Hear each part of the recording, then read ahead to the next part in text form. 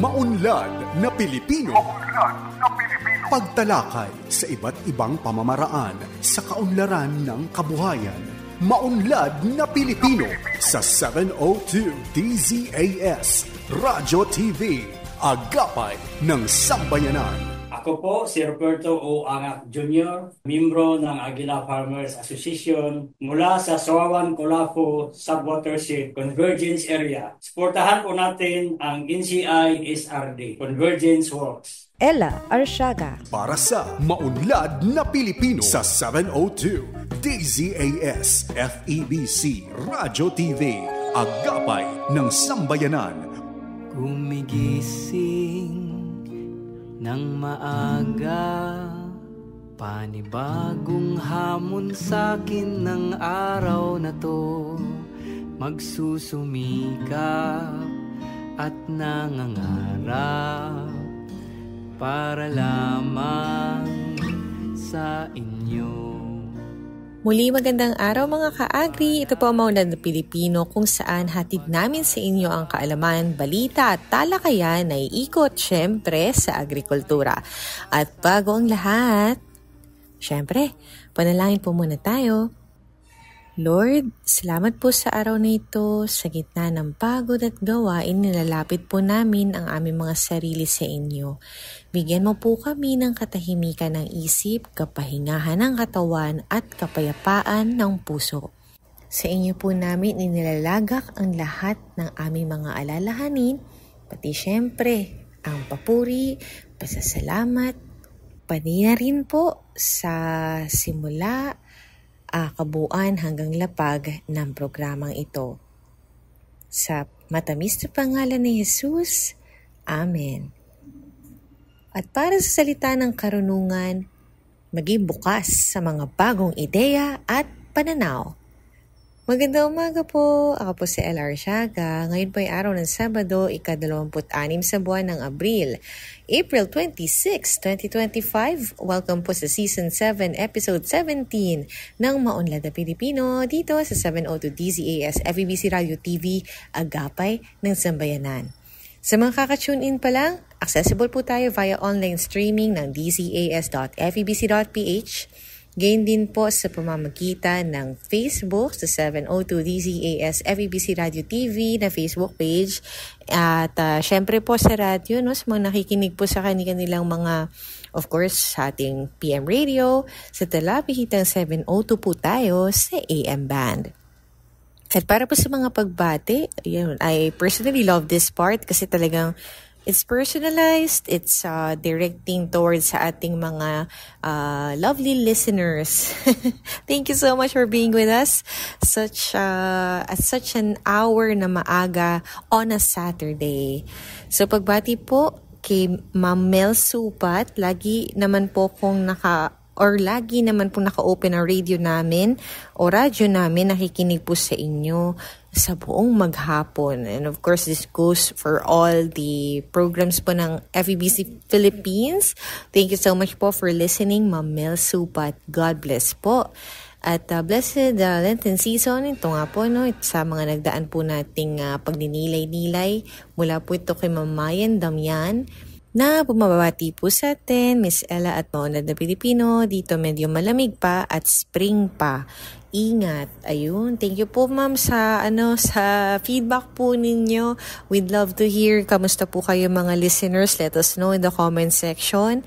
Ayan, type nyo lang po. Let us know kung kayo po'y nag-agahan na, kayo'y nagtitimpla ng kape, ano po mga plano ninyo this weekend. We would love to interact with you. And next po sa ating comment section, good Saturday morning po sa lahat ng listeners ng Maunlad na Pilipino. Mula ito kay Ma'am Leonida Tela Sacada Rubio. At bumabati rin ng good morning po Maunlad na Pilipino si Ma'am Nora Cancela. Again din po blessed and good morning po Miss Ella mula kay Ma'am Lita G. Peran. Ayan, at good morning din po, nakikinig lagi sa share ninyo. Amen. Mula po ito kay Ma'am Jennifer Arile Cristalino sa Tingin. Ayan, thank you so much po. And of course, pagbati po kay Sir Ronald Young na nag-iwan ng mensahe. Great is the Lord, wonderful and blessed Saturday morning, everyone. At magandang umaga or good morning po kayo na Ma'am Helen Arellano, Mary Ann Cruz, Vicky Colando Gabornes at kay Sir Epifanio Salvador na nakikinig lagi at nag-share ng ating episode. Thank you so much po. For this morning, makasama po natin si Miss Lonadec Jade C. Bolongaita, ang owner po ng Hardin sa Parang na matatagpuan sa San Mateo sa Rizal po, no? At ang ating talakayan ay ikot sa Honey to Money, Unlocking the Potential of Bee Products and Byproducts. Ito po ay hatid nating segment katuwang ang Agri On Air or ang Agri On Air together with our Agricultural Training Institute. At syempre, tunghayan din ng Regions on the Go, Unlad Komunidad, kung saan katuwang po natin ang DAPRDP at ang ating Agri-Trivia segment na Batid ba Ninyo? Muli, yan po ay hatid namin sa inyo isang oras na hitik sa impormasyong ugnay sa agrikultura. At ngayon, narito naman ang ating mga kasamahang farmcasters para sa Regions on the Go. Dexter Dumol para sa Agribalita, Central Luzon. Ngayong buwan ng Abril, patuloy na itinataguyod ng kagawaran ng pagsasaka ang kulturang Pilipino sa pamamagitan ng pakikiisa sa pagdiriwang ng Filipino Food Month o FFM. Sa temang sarap ng pagkain Pilipino, yaman ng ating kasaysayan, kultura at pagkatao. Formal na sinimula ng selebrasyon noong 7 ng Abril 2025 sa Barangay Maimpis, lungsod ng San Fernando, Pampanga. Pinangunahan Regional Executive Director Dr. Eduardo L. Lapos Jr. ang ribbon cutting ceremony bilang hudyat ng pagbubukas ng mga aktibidad para sa pagdiriwang. Isa sa mga tampok na aktibidad ay ang culinary competition kung saan lumahok ang iba't ibang opisina mula sa kagawaran ng pagsasaka sa gitnang Luzon. Ang hamon, lumikha ng mga pagkaing Pilipino gamit ang nyog bilang pangunahing sangkap at siguruhing makikita sa lutuin ang kulturang Pilipino na may halong makabagong inobasyon. Kabilang sa mga lumahok sa patimpalak ang Directorate Office, Regional Agriculture Engineering Division, Philippine Rural Development Project, Regulatory Division, Research Division, Field Operation Division, Integrated Laboratory Division, Planning Monitoring and Evaluation Division, at Administrative and Finance Division. Bukod dito, binigyang diin din ang mga individual na may likas na galing sa sining na may pamalas ang kanilang talento sa art competition, gamit ang mga produkto mula sa sakahan tulad ng mais, munggo at bigas. Nilikha ng mga kalahok ang kanilang obra maestra na nagpapakita ng malikhaing pagpapahalaga sa agrikultura at kulturang Pilipino. Aurel Arais, Department of Agriculture, Caraga Region. Laging pasalamat ang isang lula na magkabili siya ng bigas sa halagang 29 pesos bawat kilo. Ito ay sinagawang kadiwa ng Pangulo sa DA Caraga Compound dito sa Butuan City kamakailan lamang. Maliban sa mga preskong gulay, prutas at iba pang produkto ng mga magsasaka, isinagawa rin ang P29 na kung saan isa si Evangeline Dumusbog, isang senior citizen ang nakinabang. Aniya laking tulong sa kanila ang naturang programa ng pamahalaan dahil abot kaya ang presyo ng bigas. Isa lamang si Lula Evangeline sa 525 ng mga individual na nagkabenepisyo sa P29 na kinabibilangan ng mga senior citizens, persons with disabilities or PWDs at mga solo parents. Bawat isa ay nakabili ng tig 5 kilo ng bigas na mula sa National Food Authority or NFA nang sa gayon masuportahan rin ang mga lokal na magsasaka ng palay. Ang kadiwa na Pangulo ay isang flagship initiative ni Pangulong Ferdinand R. Marcos Jr. na naglalayong direktang makunikta ang mga magsasaka sa mga konsumante. Ito si Aurel Arais ng Department of Agriculture, Caraga Region, ang inyong tagapag-ulat. Formal nang umupo bilang bagong minister ng Ministry of Agriculture, Fisheries and Agrarian Reform si dating Senior Minister Abu Nawas L. Maslamama noong April 14 na ginanap mismo sa opisina ng MAFAR, Bangsamoro Government Center, Cotabato City.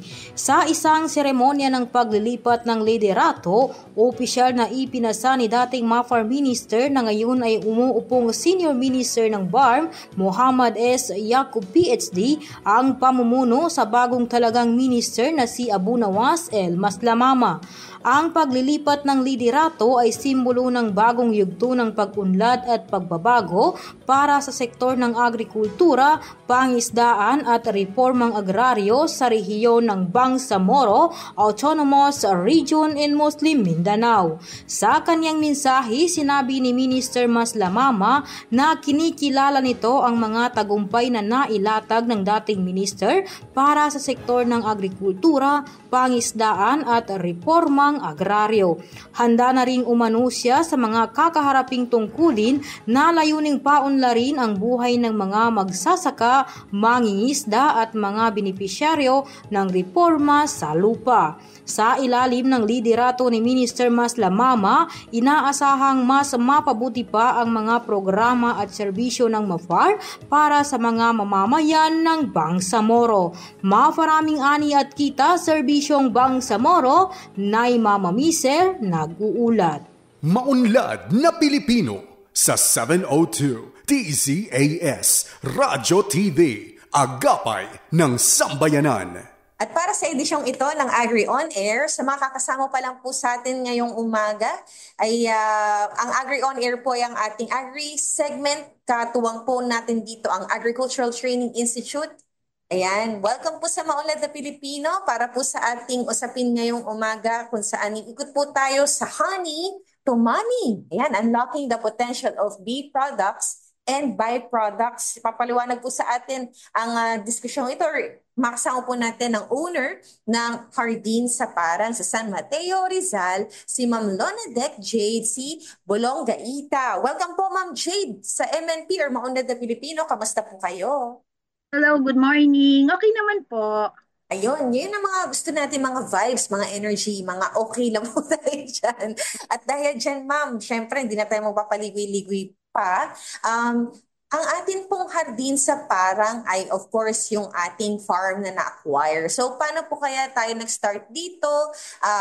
Magkano na po kaya yung mga naging puhunan natin? If okay lang pong i-share or magbigay tayo ng rough estimate, paano po tayo nag-start sa ating hardin sa Parang? Yes, hardin sa Parang, nag-start kami year 2015. We're into native pigs and chicken, and then 2017 nag-shift kami into beekeeping. So, yung yung farm namin is 1 hectare siya. Yung demo farm ko is 1 hectare. And then we have mga satellites farm nearby barangays. And we also have bee yard sa Kamsur and sa Negros Oriental. Nag-start po kami sa beekeeping right after UPLB bee program. One colony lang, then inassess ko sarili ko kung kaya ko ba ang bee farming. And then, ayun po, padagdag na napadagdag. Ang pinakamarami ko pong colonies in one time is more than 600 po. Sa lahat Ganun naman, po, ma'am. Kasi parang hindi kayo originally, nag-shift po tayo to beekeeping. Pero what made you stay po dito sa ating beekeeping? So, yung day job ko po, is makeup artist po ako. So medyo malayo siya, 'di ba? Nung pandemic po, doon ko na-realize nung nag-aaral ako, intensive talaga pag-aaral and research, yung halaga ng bubuyog sa ecosystem.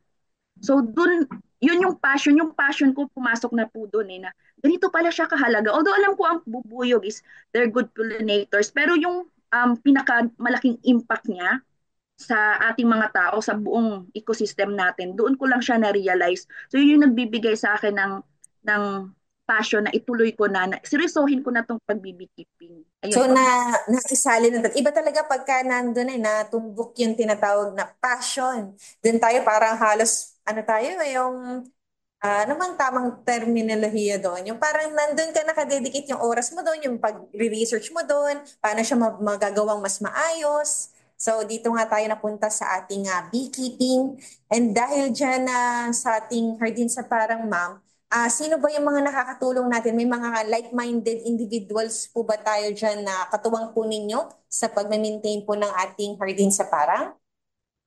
Yeah, hardin sa Parang is family, po talaga siya? Family team.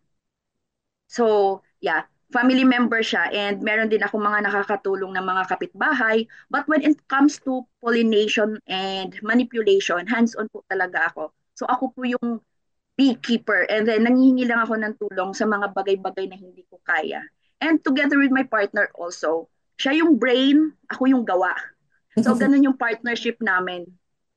Pareho po kasi kami yung passion namin, yung mission and vision nga ng Hardin sa Parang is to multiply the beekeepers. Kasi pareho po kami na farmers at heart. Ako, farmers at heart talaga ako, and then yung partner ko, environmentalist po siya. So nag-click kami na ito na yung calling natin.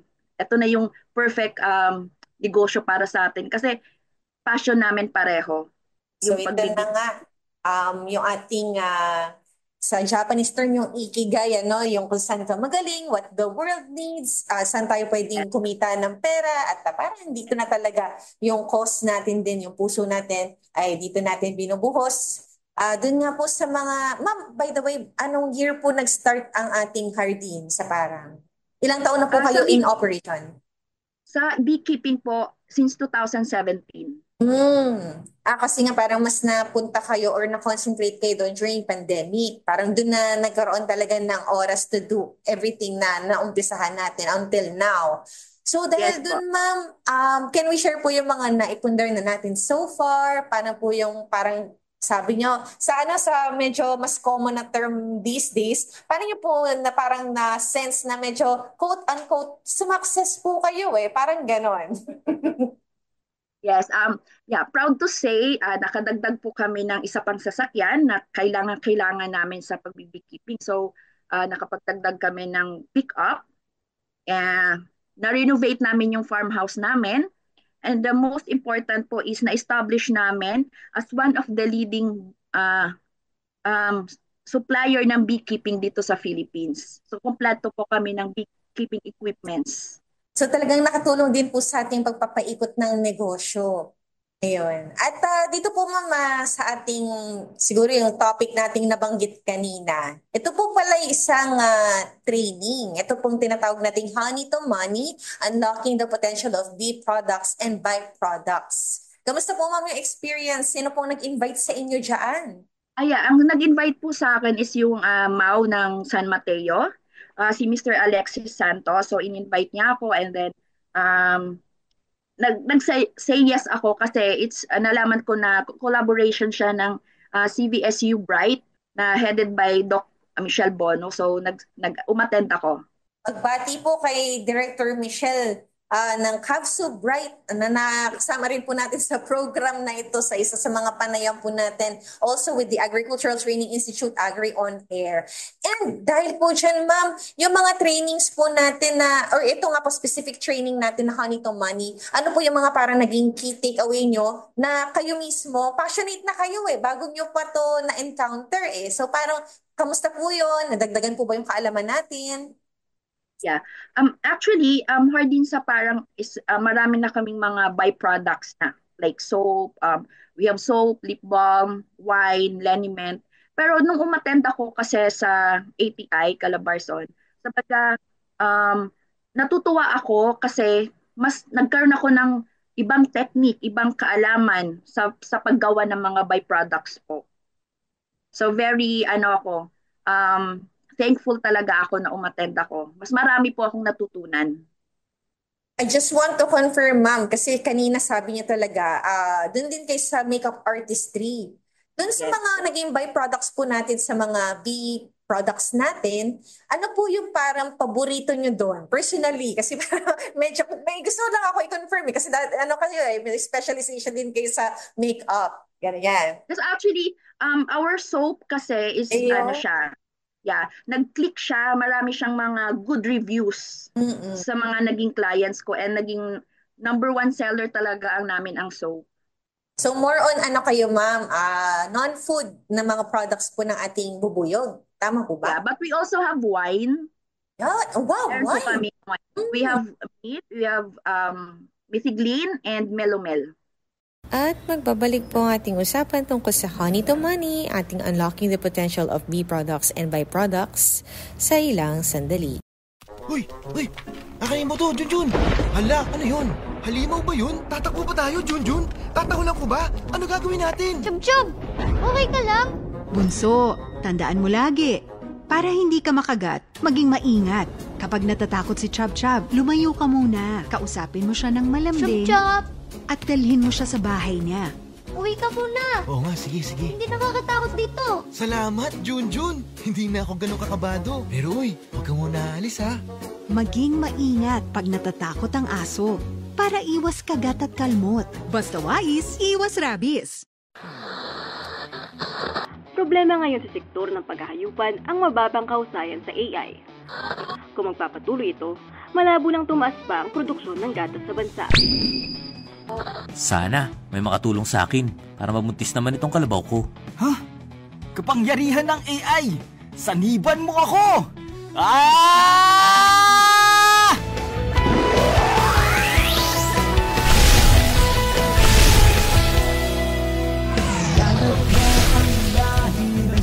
Huwag nang mabahala! Parating na ako! Ha? Super Kai? Salamat at tumating ka. Sa bisa ng kapangyarihan ng AI at ng aking husay, magbubuntis ka, kalabaw! Maraming salamat, Super Kai. Isa ka talaga maasahang kaibigan. Para sa mabisang AI, tawagin si Super Kai! Malakas na uri ng kalabaw sa bagong Pilipinas. Super Kai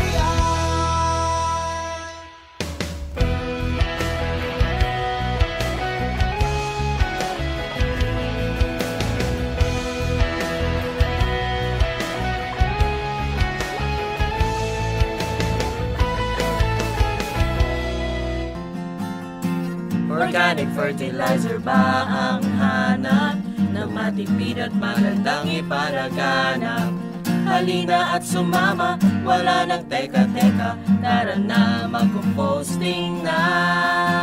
Para sa libreng makinarya sa paggawa ng compost or organic fertilizer, tara na at mag-composting facility for biodegradable waste o CFBW. Halina't makipag-ugnayan sa Bureau of Soils and Water Management o BSWM para sa karagdagang detalye. Para sa soil health, para sa soil health na. Soil health na. Maunlad na Pilipino sa 702 DZAS Radyo TV, Agapay ng Sambayanan. At tayo po yung nagbabalik. Kasama pa rin po natin ang owner ng Hardin sa Parang na matatagpuan po sa San Mateo, Rizal. Ito po ang Agri On Air together with Miss Lonadec Jade C. Bolongaita. Again, the mention po sa ating mga kaagapay, yung ating wine ay more on the support sa ating industry ng ating pagbubuyog at nalaman po natin na meron palang ganito ding klaseng pwedeng produktong maproduce mula po sa ating beekeeping and sa ating byproducts po ng ating mga bubuyog. And dahil naman po dyan, ma'am, syempre, we pay it forward. Ika nga. Paano po natin yan na-apply sa Hardin sa Parang na doon naman po sa mga karakig natin na gusto din matuto about beekeeping? Meron po ba tayong mga provided trainings din po sa ating community? Yes, ma'am. Actually, our vision and mission kasi dito sa Hardin sa Parang is to multiply the beekeeper and continue spreading awareness po ng kahalagahan ng bubuyog kasi nung tumira na po ako dito sa farm, yung mga farmers po dito, hindi pala sila aware anong kahalagahan ng bubuyog. So they see bubuyog as peste. So kami po here at Hardin sa Parang, tinuturuan po namin or nag-share kami sa mga kalapit barangay ng halaga ng po ng bubuyog po sa ecosystem. Yun po yung lagi naming yes po, through seminars, nagtuturo po ako sa mga kalapit barangay ko po. So like with what Director Michelle of Cav Subright have shared po, mahalaga po yung ating mga bubuyog. Ito, sinishare din ni Ma'am Jade yung kanyang kahalagahan sa ecosystem na hindi lang tayo talaga nakafocus sa, ano ba yung pagkakakitaan natin sa mga bubuyog na yan. Ang alam talaga lang natin sa mga wala talaga zero idea, zero to none, na wala talagang zero at none talaga na walang ka-idea na pag lumipad sa'yo malapit si bubuyog, ayoko yan kasi matutusok, ganyan, mamamaga, ganyan. Pero yung mga kahalagahan nito, yung the bee itself, yung talagang ambag sa ecosystem, ito yung isa sa mga advocacy na ipinararating po natin, Ma'am Jade, sa mga interested po nating nagpupunta rin sa ating Hardin. So ano po ba, ma'am, yung usual na messaging natin kapag binabahagi natin ito, lalo na doon sa mga talagang wala pang alam? Yes. Actually po, unang-una tinuturo ko po yung kahalagan ng bubuyog through pollination. Siyempre magkakaroon ng domino effect yan. Pag walang pollinators, wala tayong kakainin. Diba?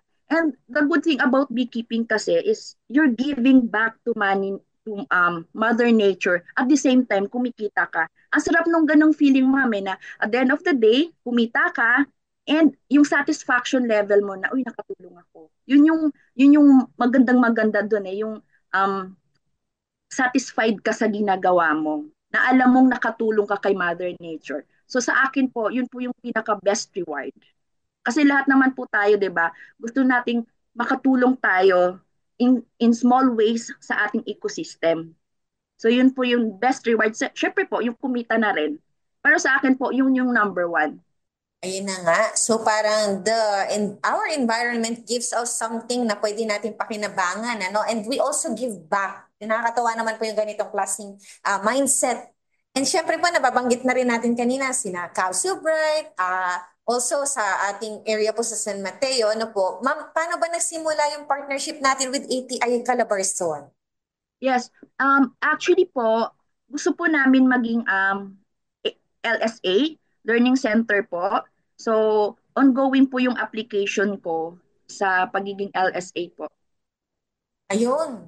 At ma'am, alam natin, sa mga hindi po, actually alam namin dito sa kami ni Ma'am Jade, siguro aware kami, pero dun sa mga nagnanais, ano ba si LSA? Ayan, bakit nag-aasikaso ng mga, ano po, si LSA ay pagiging isang learning site for agriculture. So ito po ay isa sa mga gagamitin ko na naman po yung terminolohiya step by the step ng ating Agricultural Training Institute para po sa ating mga accredited farms. Ayun po, kasi para may mga leveling po tayo dyan, ano? And isa po dyan yung ating LSA. So, alam din natin na ito po ay mayroong mga may proseso po ito, ma'am, maraming pinapasa. So, nasa process po kayo, as you have mentioned. Kamusta po yun, ma'am? Madali na po ba yung mga papers natin? Kaya ba natin yun i-comply?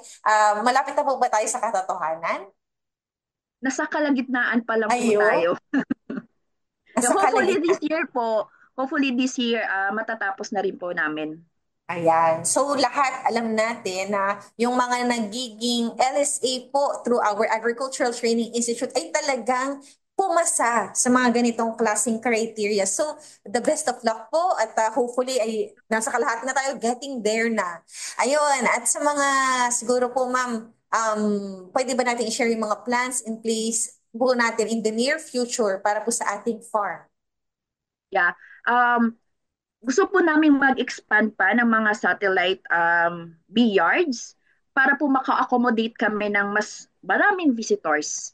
And makapag-share din yung lahat mo ng bisita, ma-share ko yung awareness ng kahalagahan ng bubuyog. Kasi like 80% ng mga bisita ko, namamanga, ganun pala. So gusto ko po yun, na mas marami akong ma-accommodate na mga bisita para mas marami tayong nakakaalam anong halaga po ng bubuyog. Ayan. And sa mga nagnanais po sigurong makontak kayo, paano nga ba kung magkakaroon ng additional knowledge mula sa isang Ma'am Jade ng Hardin sa parang about sa passion ko sa beekeeping, ano po ba yung mga contact details natin na pwede natin ibigay sa ating mga listeners? Yeah, Hardin sa parang po sa Facebook, doon lang niyo po ako makontak. Ayun, so ang official channel po ay through Facebook. Yan. So take note po sa ating mga listeners. Thank you so much po, no? Before we let you go po for this interview, may nais po ba kayo, Ma'am Jade, na iwang mensahe sa ating mga listeners? Lalo na po, syempre, sa mga kababayan natin dyan sa San Mateo at sa buong Calabarzon. Yes. Mas maganda po kasi yung mga byproducts ng stingless bee, literal na mga byproducts po ng beekeeping. Kasi po, natural po kasi ang mga sangkap noon. So hindi siya nakaka-irritate sa skin or sa buong kalusugan natin. Wala siyang harmful ingredients and nakakatulong din po tayo sa mga local beekeepers natin, local farmers natin. So sana po itangkilik ninyo yung mga local beekeepers ninyo, yung mga byproducts nila. Kasi maganda po, natural po ang mga ingredients niyan. Ayan. What a promising industry po sa ating mga interested po na listeners. Thank you so much po. At yan nga po ang napulot natin mula sa ating usapan na umigot sa Honey to Money, unlocking po yung potential na napakarami po ng ating bee products and byproducts. Nakasama po natin si Ma'am Jade Bolongaita na may-ari lang naman po ng hardin sa Parang na matatagpuan po sa San Mateo, Rizal. Maraming salamat po, Ma'am Jade. Maraming salamat po, Ma'am. Yan. At mga ka-agri, ito po ang Agri On Air. Maunlad na Pilipino sa 702 DZAS Radyo TV. Agapay ng Sambayanan.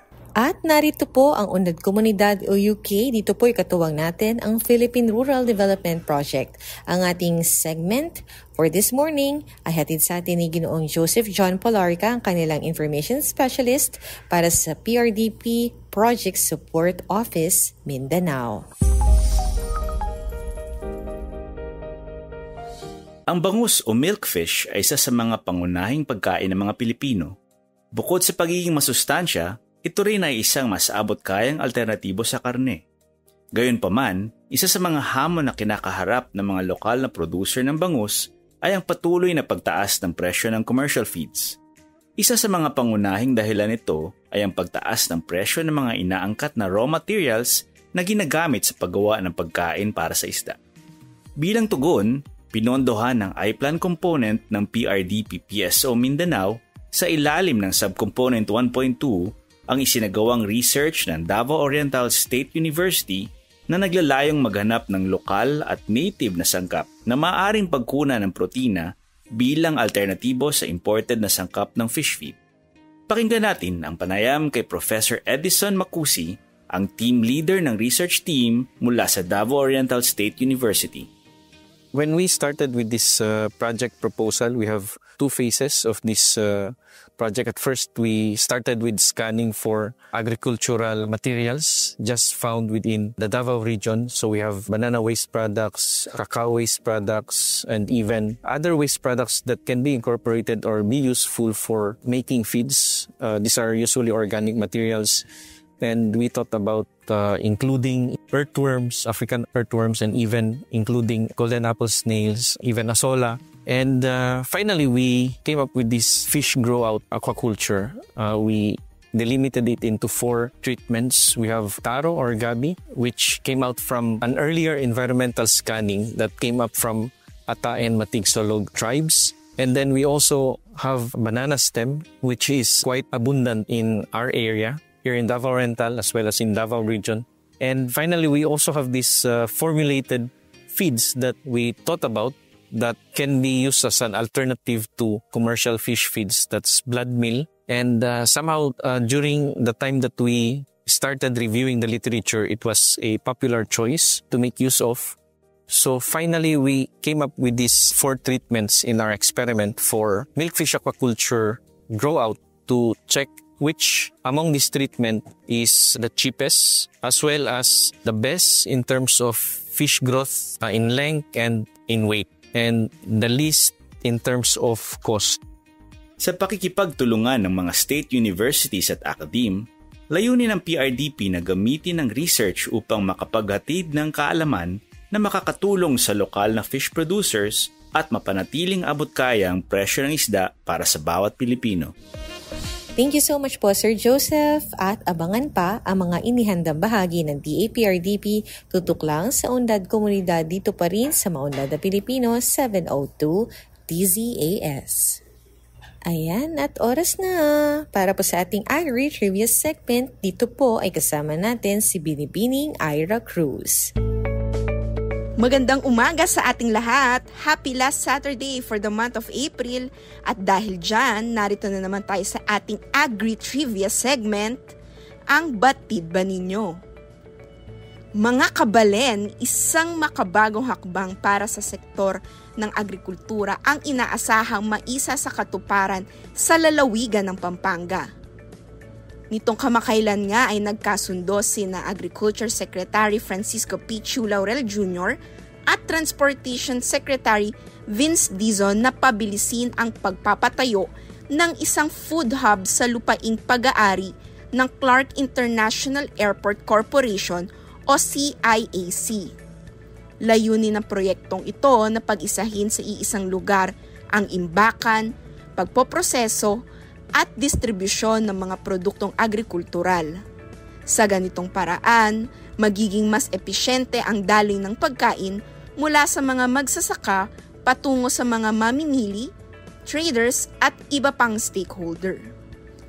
Ayon kay Secretary Chu Laurel, tinatayang nasa 47 hectares ang lawak ng lupang maaaring pagtayuan ng food hub base sa isinagawang site inspection kasama ang mga opisyal ng CIAC.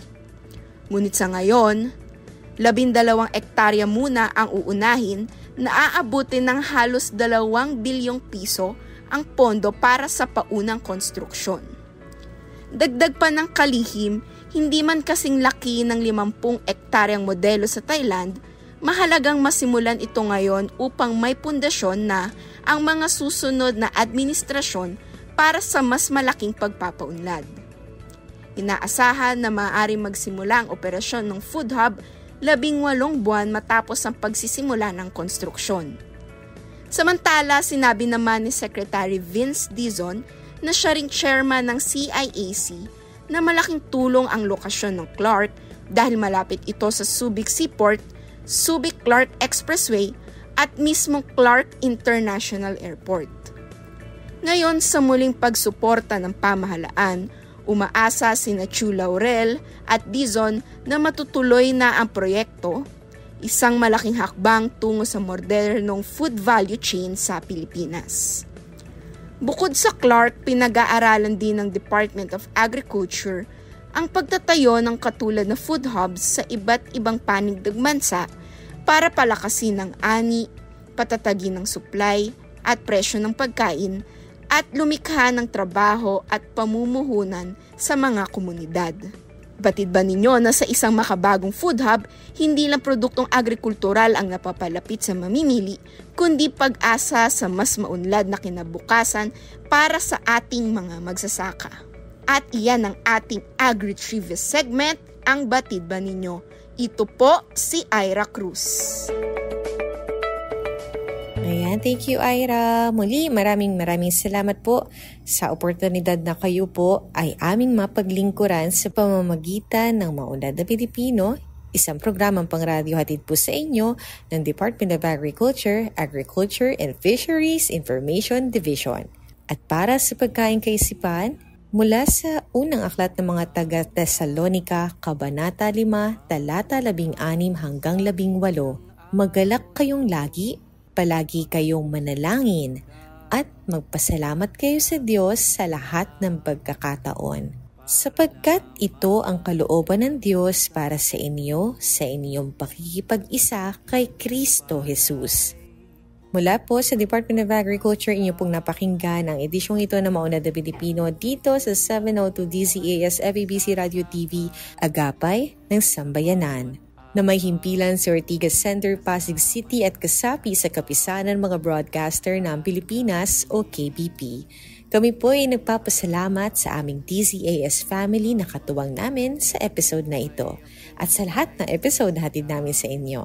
Of course, sa inyo po mga tagapakinig na aming programa, sa mga dati na at mga bago, welcome po. And of course, magbabalik po kami ulit next Saturday sa ganap ng ika-alas 5 hanggang alas 6 ng umaga. Kasama po ang lahat ng aming katuwang sa programang ito. Kasama po si Binibining Ira Cruz. Ako po, Sela Orsiaga, at ito ang Maunlad na Pilipino. Hanggang sa muli po, magtanim ng pangarap, mag-ani ng tagumpay para sa masaganang bagong Pilipinas. Enjoy the rest of the weekend! Tatanim ng palay sa bawat bahay, may isasaing, may ihahain sa lahat. Ang bawat butil ng palay, dugo't pawis katumbas ng pag-ani nito. Kahit may utang pa na babayaran, masaya pa rin ako. Habang nabubuhay ako ay sisikapin ko maibigay lahat-lahat ang kailangan nyo. Huwag kang mag-alala, akong bahala, akong bahala sa inyo. Kahit anong pagod, pagsubok, kakayanin ko. Basta't mahalaga ay magkasama tayo. Huwag kang mag-alala, akong bahala, akong bahala sa inyo.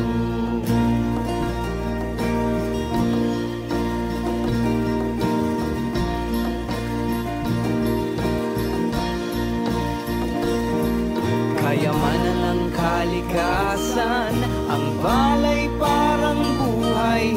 Kung ano ang tinanim, ay siya rin ang aanihin.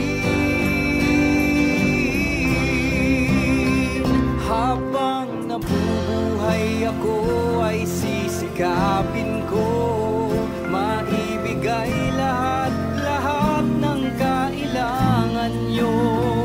Huwag kang mag-alala, akong bahala, akong bahala sa inyo. Kahit anong pagod, pagsubok, kakayanin ko. Basta't mahalaga ay magkasama tayo. Huwag kang mag-alala, akong bahala, akong bahala sa inyo. Akong bahala, akong bahala, akong bahala sa inyo. Maunlad na Pilipino sa 702 DZAS Radyo TV, Agapay ng Sambayanan.